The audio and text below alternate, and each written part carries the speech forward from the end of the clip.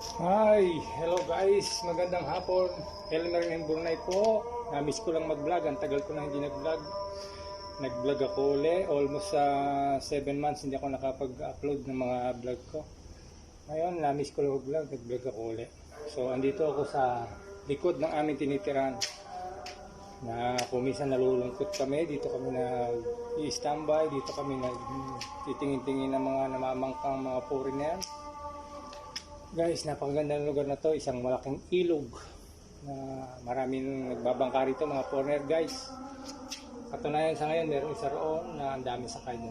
Mapapakita ko sa inyo. Alam, medyo delikado itong ilog na to.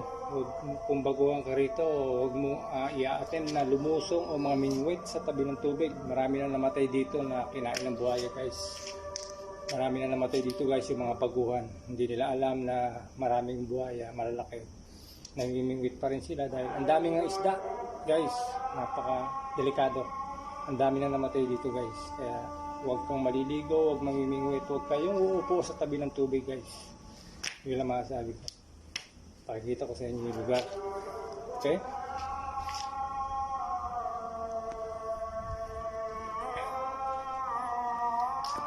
So guys, yan isang malaking ilog.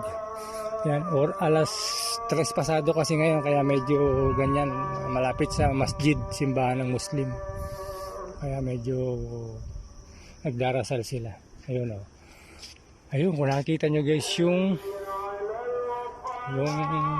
o, yung kulay mapula-pula na yun, mga tao yun, bangka yun o, nagagala sila, kumukuha rin sila ng mga video ron guys. Ayan, yan.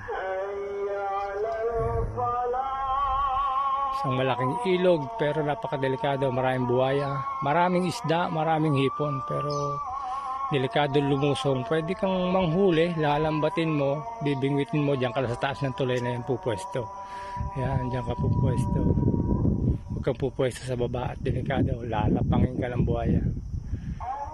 Yan, isa po ito sa aming pinupuntahan pag kami nalulungkot. Malapit lang po ito sa aming tinitirahan guys, dito sa bansang Brunei guys. Yan. Yan, yan. Medyo yan, dala ka ng pagkain, pwede kang kumain-kain dyan guys. Yan, kain-kain kayo dyan. Okay lang. Soft drinks, chiria, pwede mong dalahin dyan, kain-kain kayo. Yan guys. Ayan. Ito ang lugar ng Bunot, Brunei guys. Yan, yan. Diyan nagagalaan yung mga buhaya pagka yan ay wala nakikitang tao guys. Yan. Yan. Actually low tide siya, pero pagka high tide yan, maganda siya tingnan. Low tide kasi siya, kaya halos puro lupa ang makikita mo. Yan.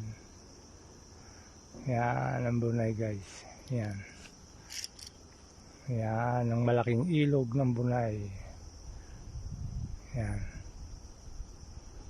Actually ang Brunei surrounded by water yan, kaya hindi yan dinadaanan ng malalakas na bagyo, malalakas na ulan. Kasi pag nag-ulan dito ng 1 week, lulubog ang Brunei, kasi nga napapaligiran ng tubig, napapaligiran ng dagat guys. Kaya hindi po pwede siyang lusubin ng mga bagyo at malalakas na ulan guys. Pero rito pag umulan ng mga maghapon, magdamag, may mga lugar na lubog na.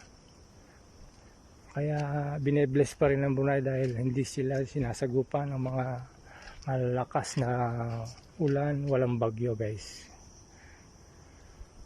Yan. Dito na lang guys. Namiss ko lang mag-vlog. Elmer in Brunei po. Kung hindi pa kayo nakakapag-subscribe, please subscribe. Elmer in Brunei guys. Thank you. Merry Christmas. Merry Christmas to all. Happy New Year. Happy New Year. Blessed New Year.